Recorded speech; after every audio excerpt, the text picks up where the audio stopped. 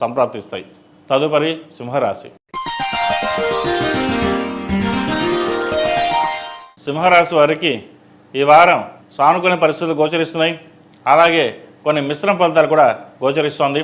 ముఖ్యంగా భార్యాభర్తల మధ్య విభేదాలు రాకుండా చూసుకోవాలి. జన్మరాశిలో కుజుడు, కేతువు, అలాగే అష్టంలో శని. శని అష్టక వర్గంలో 5 బిందులతో ఉన్నారు. అయితే కేతువు అంత గొప్పగా లేరు. కుజుడు కూడా సింహరాశిలో కేతువుతో కలవడం వల్ల లేనిపోని అనుమానాలు, అపోహలు, చిన్నపాటి విభేదాలు, మనస్పర్ధలు వచ్చే అవకాశం గోచరిస్తోంది. ఇటువంటి వాటి విషయాల్లో జాగ్రత్తగా ఉండడం చెప్పదగిన సూచన. అలాగే వృత్తి ఉద్యోగాల పరంగా మంచి సానుకూల పరిస్థితి గోచరిస్తోంది. ప్రమోషన్స్ రాకపోయినా డిమోషన్స్ మృతికి రావు. వ్యాపార పరంగా ఉన్న వ్యాపారాన్ని చేసుకోవడం, ఖర్చుల్ని అదుపులో ఉంచుకోవడం, ఏదైనా ఇన్వెస్ట్మెంట్ చేయదలుచుకుంటే కొంతకాలం ఆగి ఉండడం చెప్పదగిన సూచన. ఒక స్థలాన్ని అమ్మి ఇంకో చోట ఇల్లు కొనాలని ప్రయత్నం చేస్తారు.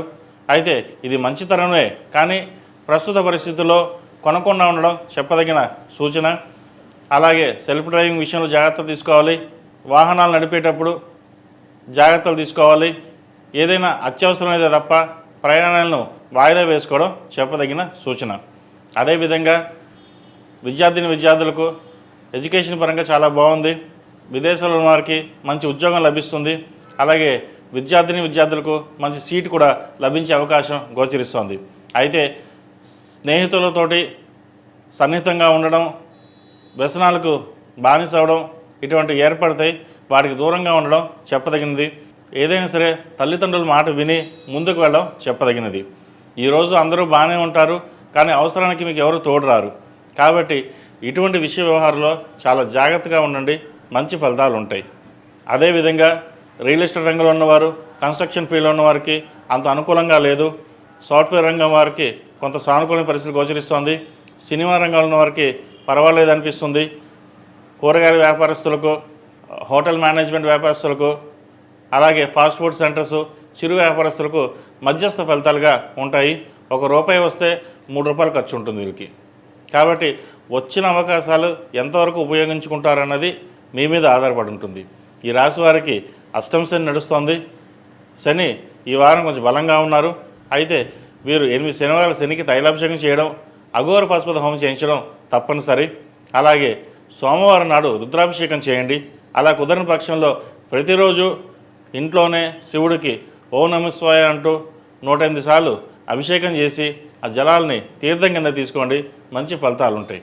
ఇటువంటి కుజ శని కేతు కాంబినేషన్లో ఈ కుజకేతువులు అలాగే అష్టమాన్ని కుజుడు చూడడం వల్ల చిన్న చిన్న ఇబ్బందులను ఏర్పడతాయి. కాబట్టి ప్రతిరోజు అభిషేకం చేసి ఆ జలాలని తీర్థం కింద తీసుకోవడం, లేదా ఖడ్గమాల స్తోత్రం కానీ, దుర్గాదేవి అష్టోత్తరం కానీ ప్రతినిత్యం పఠించాలి. ఈ 45 రోజులు ఈ రాశివారు తప్పనిసరిగా పఠించడం చెప్పదగిన సూచన. మరీ చెప్పడం కూడా సూచనే. అలాగే ఈ రాశిలో జన్మించిన స్త్రీలకు ఉద్యోగరీత్యా, వ్యాపారరీత్యా కొంత సానుకూల పరిస్థితులు ఉన్నాయి.